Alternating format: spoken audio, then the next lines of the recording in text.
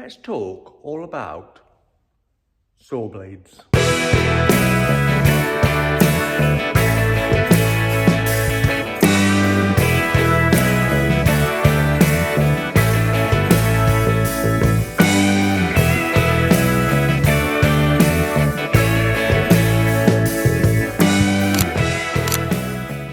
I'm Mick from Mick's Woodworking Wonders, and today we're going to be talking all about circular saw blades, because whether you're a tradesperson or just a DIYer, a lot of you out there use circular saw blades. You need a new one.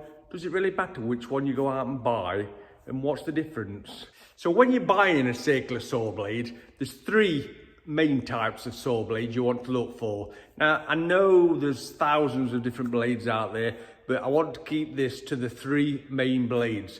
Those are ripping blades, cross-cutting blades, and combination blades. Let's first look at ripping blades. A ripping blade would have a low TPI, which is teeth per inch. So you will get less teeth on your saw blade, which means those teeth tend to be bigger and more coarse.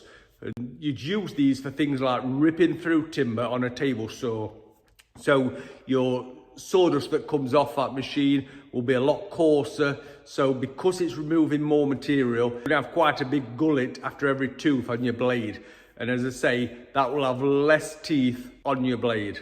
Now let's look at cross-cutting blades. Now cross-cutting blades will have a higher TPI, so you'll have more teeth per inch on your saw blade. So these are finer looking blades, and these will make a lot finer sawdust, so you will have a smaller gullet behind each tooth on your blade.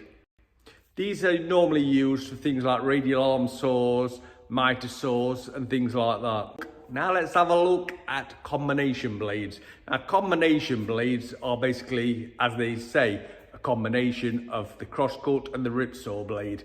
Now these are good blades if you're out on site and you just want a blade to get the job done, but they won't last as long as a crosscut blade for cross-cutting, and they won't last as long as a rip saw blade for ripping. But they will do both and get the job done. Now if you want a fine cut, you will get a higher TPI blade. If you want a coarse cut, you'll get a less TPI blade. So it just depends on the material you're cutting. If you're cutting something like a laminate or a plywood, you're going to want a really fine blade, so you're going to want a higher TPI. If you're cutting something like just ripping some decking down or floor joists, you're going to want a less TPI because you want to rip through that material. Now, other things to look for when you're buying a circular saw blade are expansion cuts and harmonic suppression cuts. What these do, the expansion cuts will stop the blade from buckling as it gets hot when you're cutting through material. The harmonic suppression cuts, what these do, it's like, can you remember when you used to get a wine glass, wet your finger and go around the top of the wine glass, and it used to make like a harmonic noise? Well, that can happen with a saw blade. So what they tend to do is put cuts in the blade so it stops this harmonic effect. Another thing to look for when you're buying a blade is the kerf. Now what the kerf is the thickness of the tooth. A thicker kerf blade will remove more material and it will last longer because it's got a wider point of contact with your material.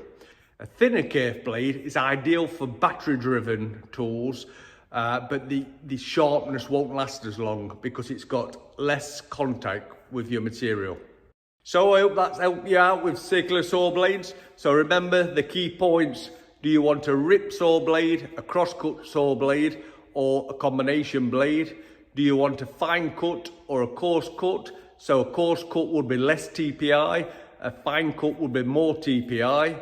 And remember, you only get what you pay for. Get a good quality blade and it'll make a better job for you. And if you've enjoyed that video, hit the follow or subscribe button, drop us a like and turn on your notifications, and I'll see you soon.